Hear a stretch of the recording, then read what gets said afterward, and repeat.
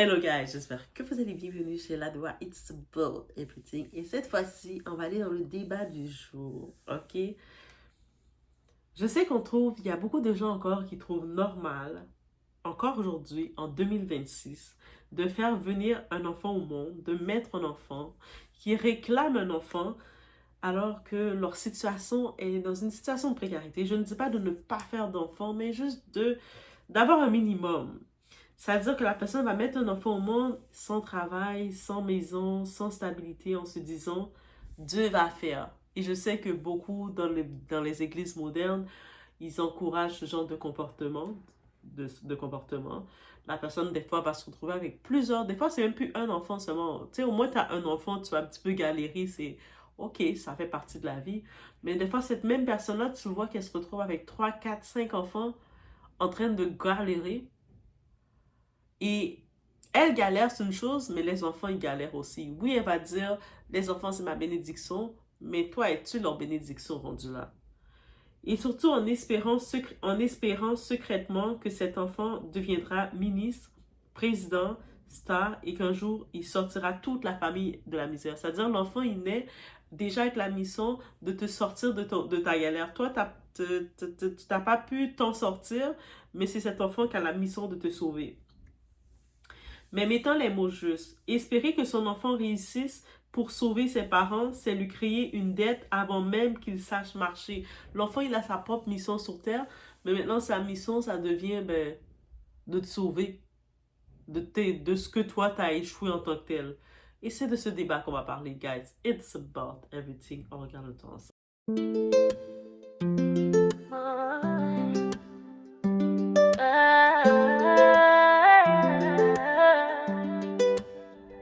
Baby, watch me now. I'm untouchable over love. I do I nigga, watch me now. I'm untouchable.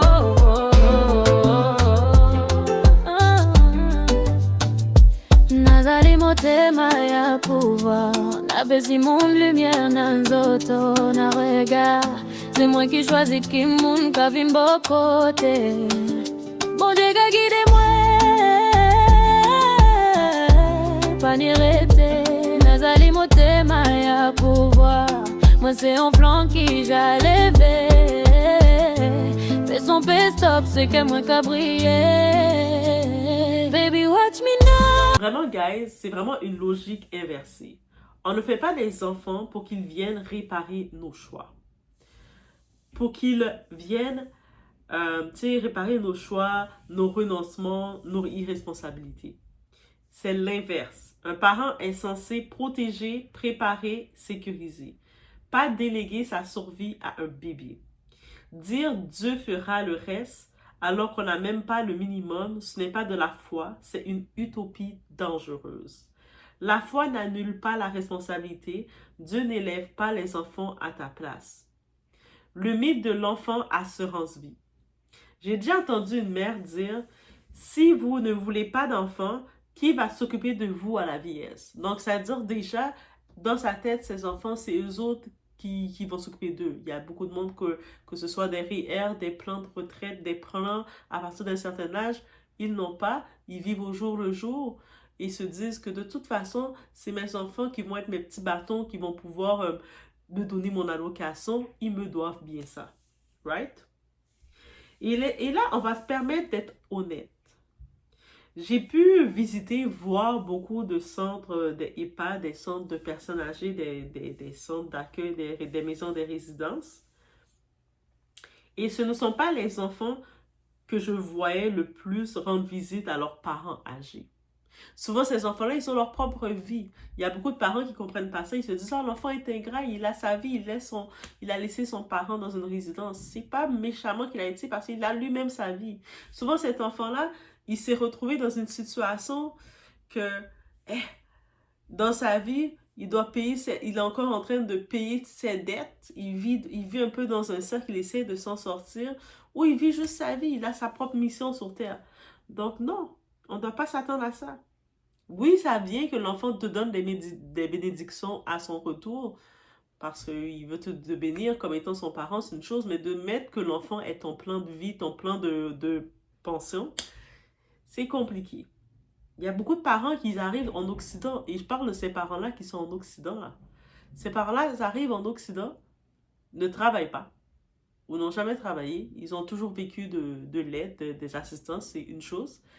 Et puis là, maintenant, rendus à un certain point, quand ils arrivent à l'âge de leur retraite, mais ils n'ont accumulé aucun argent, parce que quand tu ne travailles pas, tu n'accumules pas d'argent. Et eux autres, ils s'en foutent un peu parce qu'ils se disent, de toute façon, mes enfants, je compte sur eux pour s'occuper de ma pension. Donc, ils se disent, si j'ai 6 enfants, chaque enfant me donne, par exemple, 500 $, ben, je suis riche. Ils pensent que ça va être Eldorado. Alors que, tu sais, des fois, l'enfant, oui, il va vouloir faire plaisir à son parent, mais le but, c'est toi qui dois être responsable aussi de ta vie. Et c'est une réalité, guys.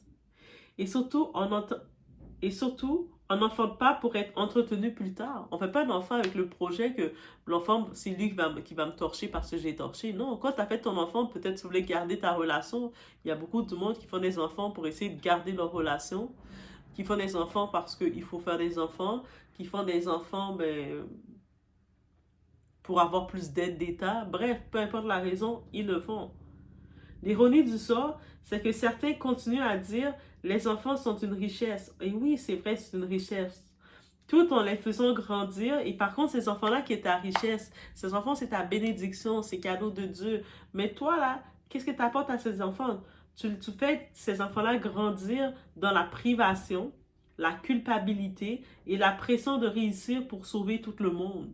Donc, ces enfants-là, on les voit arriver, ils sont stressés, ils sont déjà moins avantagés que certains autres enfants parce que des fois, ils vont être dans des quartiers plus compliqués, des quartiers plus fragiles. On sait, tout fonctionne aussi avec l'école que tu as été. Si tu as été dans tel secteur, telle école, oui, le privé et le public, il y a une différence. Tu as été dans telle école privée, t'étais dans tel secteur. Il y a d'autres types de propositions que tu peux recevoir que tu as été ailleurs. L'entourage fait une différence de ton enfant. Est-ce que tu l'as permis de côtoyer tel enfant, tel type de catégorie ou pas? Ça aussi. Et là, on y va avec une autre petite partie, une petite anecdote, justement. Donc, ici, dans cette anecdote, l'histoire, les noms sont changés, donc sont fictifs, mais l'histoire est commune et elle serait beaucoup plus commune qu'on le pense de notre temps. Ici, utiliser le nom fictif, c'est Eliane. Eliane a 34 ans. Elle vit dans une situation de grande précarité au pays. OK? Ses revenus sont quasi inexistants. Donc, elle survit grâce à la générosité des voisins, c'est-à-dire des fois, un voisin tel, il lui reste un peu d'huile ou il lui donne une cuillère de plus, une tasse de riz de plus. Tu sais, il dépanne. Elle vit vraiment de l'hospitalité des voisins, de leur générosité, de ce qu'ils ont aussi. Elle est en couple avec Bastien. Bastien, c'est l'homme de sa vie. Ça a toujours été son doudou. Elle a fait beaucoup de sacrifices. Elle a mis de côté ses études, ses possibilités, le peu de possibilités qu'elle aurait pu avoir. Elle a mis de côté pour son amour, son grand amour, Bastien, parce que, Bastien. Bastien, lui, de son côté, qui se débrouille comme il peut. Donc, c'est-à-dire, c'est vraiment comme il peut. C'est vraiment un petit peu homme à tout faire dans les rues. Donc, porter des sacs au marché, faire des petits travaux, comme il y a quelqu'un qui a besoin d'aide pour changer son pneu, ou peu importe, des petits travaux rapides. Faire une petite surveillance rapide et puis tout ça. En échange de quelques pièces. Tu sais, on peut même pas, peut-être des fois, on va donner quelques billets, mais c'est minime, là. C'est plus du change, là. En échange de change, mais il le fait. Le matin, il va sortir très tôt de la maison pour rentrer très tard en espérant trouver des fois des petites courses et en dépannant les gens. Des fois, on va demander des petits travaux de surveillance, un peu de tout. Ils essaient de se débrouiller. Le couple, on vous dit ici, ils ont déjà 5 enfants. Avec que elle, Eliane, vit dans la précarité. Elle vit de la générosité des voisins. De plus, lui, on peut comprendre, c'est aussi la précarité, il essaie de se sortir, de venir au moins avec des dollars. Des fois, c'est peut-être quelqu'un va lui donner une boîte de biscuits, une boîte de bonbons. Si la personne n'a pas de chance, on imagine. Et ils ont 5 enfants. Et au moment, dans les actualités récentes, elle est enceinte de son 6e enfant. Donc, elle est enceinte, là. Elle est femme enceinte avec toute cette situation-là. Son discours est toujours le même. Ce sont mes enfants qui vont me relever. Ce sont eux qui vont me sortir de la misère. Les 5 enfants avec le 6e enfant dans le ventre, c'est eux autres qui... Elle compte sur eux. Ils ont comme mandat de la relever. Et puis, c'est un discours qu'elle répète, qui est enregistré dans la tête de ses enfants qui doivent la sortir de la misère. La réalité, seulement 2 enfants sur les 5 actuellement, parce que le bébé, j'imagine, il n'est pas encore né. Seulement 2 enfants vont à l'école du quartier. Sur les 5. C'est-à-dire qu'il y en a 3 qui n'ont pas encore accès d'aller à l'école. Peut-être ils sont un peu plus jeunes, peut-être c'est plus compliqué. Et qu'est-ce qui arrive dans les 2 enfants qui vont à l'école dans le quartier? C'est une petite école de quartier en plus. Quand je dis école du quartier, c'est une petite école de quartier, de fortune de quartier. Quand le directeur accepte de fermer les yeux, il accepte de laisser passer, malgré qu'il y a une facture jamais réglée. Il y a toujours une facture que à chaque fois que tu dois payer, chaque trimestre, je ne sais pas comment ça fonctionne, chaque fois que tu dois payer, et c'est serré pour payer. C'est compliqué pour payer. Donc, des fois, peut-être quand ils réussissent à avoir un petit peu plus, trouver un petit peu plus d'argent, ils amènent un peu de change à l'école pour que, pour montrer leur bonne foi. Et puis, la plupart du temps, le directeur de l'école, ils savent là qu'ils n'ont pas l'argent pour payer, mais ils les laissent quand même venir à l'école pour essayer de les encourager. Et des fois, elle a quand même, elle avait le contact de cousines, des cousines qui sont, soit il y en a qui sont aux États-Unis, il y en a qui sont au Canada, parce que des fois, ils étaient venus en vacances au pays, fait elle avait gardé leur contact. Et des fois, ces fameuses cousines, des fois, elle les contacte et puis ils lui envoient un peu d'un billet, hein. Des fois un petit 20 $, des fois, ils lui envoient un peu d'argent. Et avec cet argent-là, elle peut le donner aussi à l'école et puis faire un peu leur vie. Et cousines, des fois, ça peut être des petites cousines, là. Des fois, ça peut être des petites cousines qui ont 14 ans.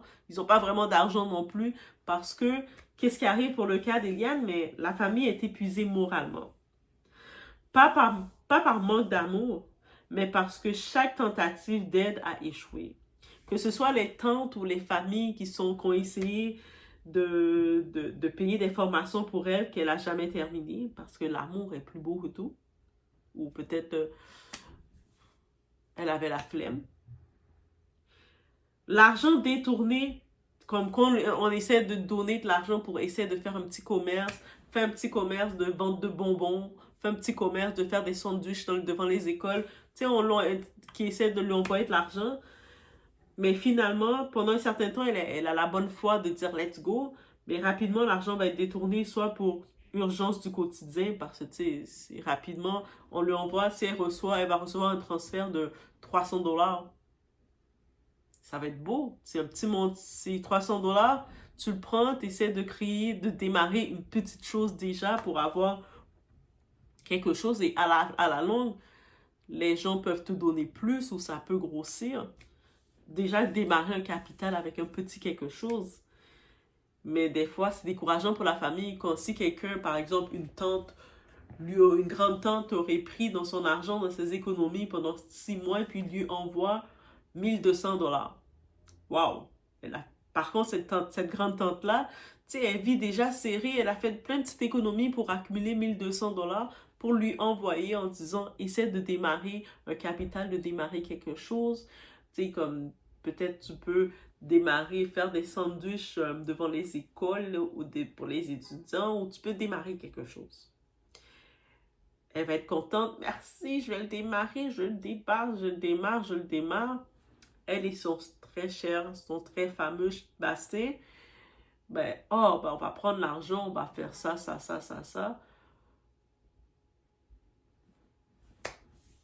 pendant quelques temps sur les statuts, on va les voir être heureux. Et rapidement, mais l'argent va passer autre part.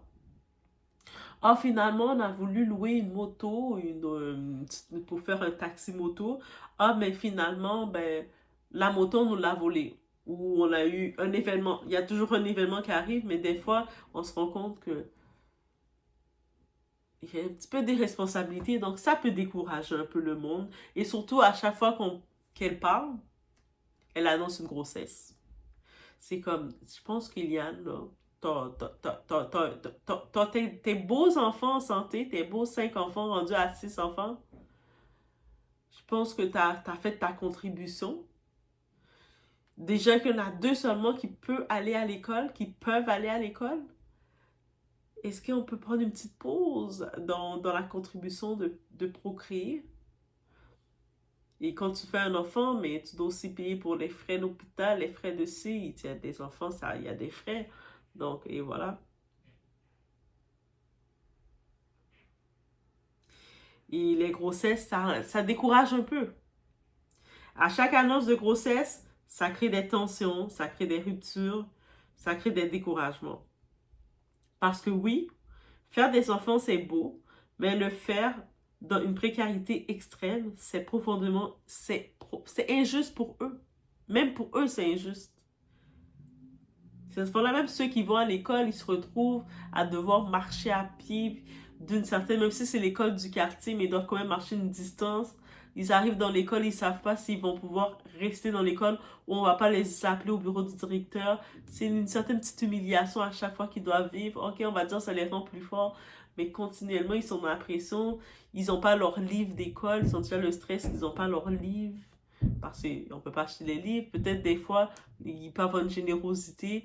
Un directeur, un professeur peut essayer de les prêter ou les donner un vieux manuel qu'il avait. Ou peut-être le parent d'un élève peut avoir une sympathie pour eux et puis essayer de les donner un livre. Non, c'est le livre d'un de ses enfants qui a changé de classe. Tu sais, ils peuvent trouver des petits codes de générosité comme ça. Mais tu sais, ils sont déjà dans l'aspect, dans ce même engrenage qu'ils commencent, ils démarrent de loin. Et c'est ça qui est la tristesse dans tout ça. Et juste faire des enfants comme ça, c'est ça. Même pour le repas de les enfants, ils n'ont pas le repas constant. C'est-à-dire que même si Bastien, il a toutes les bonnes volontés d'essayer de sortir, essayer d'aller chercher de quoi, des journées, il peut revenir avec un citron. Des fois, littéralement avec un citron. D'autres journées, il peut revenir avec juste... Qu'est-ce qu'il va trouver? Donc, les voisins autour, eux aussi, ils ont leur propre galère. Et quand tu regardes, tu te dis à un moment, là, je sais que vous vous aimez, continuez de vous aimer, c'est beau, mais est-ce que vous pouvez juste stopper? Vous voulez que les enfants deviennent les futurs présidents du pays, mais vous les permettez, ils n'ont même pas la possibilité d'aller à l'école. Remettre les choses à leur place. Personne ne parle ici d'être riche. Personne ne dit qu'il faut une villa ou un compte bancaire rempli. On parle d'une base minimum. De quoi manger régulièrement, de quoi se loger dignement, de quoi envoyer les enfants à l'école sans mendier, de quoi leur offrir un futur sans pression de sauvetage. Un enfant ne doit pas naître avec la mission de réparer ses parents. Parce que c'est un mandat trop dur pour un enfant. Et un enfant non plus, on ne doit pas le mettre comme mission, mais c'est lui qui va être votre pension de retraite. Oui, c'est vrai, la gratitude, si vous avez éduqué, traité l'enfant avec une certaine philosophie de vie, il va avoir une gratitude automatiquement vers son parent. Il va vouloir gâter son parent. Des fois, s'il peut faire un voyage avec son parent, il va être content de le célébrer. Mais l'enfant, ça ne doit pas être une pression de se dire je dois sortir le parent de la misère parce qu'actuellement, mes parents, ils dorment dehors. Ils dorment dans la boue. Donc oui, un enfant est une bénédiction, mais ne soyons pas des malédictions dans leur vie. L'amour ne suffit pas quand il n'y a ni cadre, ni stabilité, ni responsabilité. Aimer un enfant, c'est parfois savoir attendre, se préparer et se demander honnêtement, est-ce que je lui donne la vie ou est-ce que je lui transmets ma survie? Aussi simple que ça. Combien de fois on entend des cas des parents, ils ont fini de mettre leur enfant au monde, mais ils ne peuvent pas s'en occuper. Et puis là, ils envoient les enfants chez un tel, chez une soi-disant tante un tel, chez telle famille. L'enfant, il vit avec plein de traumas, plein de traumatismes. Il y a des fois quand on voit justement la famille, chez une famille que tu juges qui a une meilleure situation que toi, mais cette personne-là, c'est pas ton enfant. Elle va même pas envoyer des fois ton enfant à l'école. Des fois, cet enfant-là, il se retrouve sur la famille, il est littéralement l'employé de maison de la famille, le domestique. Et puis, ils vont le traiter de la pire des façons parce que, tu sais, voilà. Et puis, c'est ça qui crée que beaucoup d'instabilité tout à ça parce que quand l'enfant devient grand, il a grandi avec une telle injustice que et c'est compliqué. Les belles histoires qu'on dit, ah, mais l'enfant a vécu, il a vécu avec beaucoup d'injustice, mais il est devenu un héros, et puis, wow, il a eu une étoile qui l'a sauvé. C'est, c'est des histoires plus rares qu'on le pense. Il y a beaucoup plus d'enfants qu'on trouve, des enfants dans les rues, des gens, qui, des adultes qui sont encore des enfants qui se retrouvent dans les rues à cause de cette mauvaise gestion. Donc, c'est ça. Donc, oui, faire un enfant, c'est beau, mais il faut le faire aussi dans les bonnes conditions, que ce soit avec, même si on ne va pas rester avec le partenaire, le père de l'enfant, c'est possible, la séparation, encore une fois, mais au moins avec une personne qui aussi a la possibilité d'être responsable de son enfant, aussi de sa progéniture, et de faire un enfant en se disant, mais s'il m'arrive de quoi, est-ce que je peux quand même donner les repas à mon enfant? Est-ce que mon enfant, il va être avec moi et que je ne pourrais pas le nourrir? C'est-à-dire que cet enfant ne va pas manger avec moi? Eh, ça, c'est la pire chose, non? Bref, let me know what you think, guys. On se retrouve au prochain.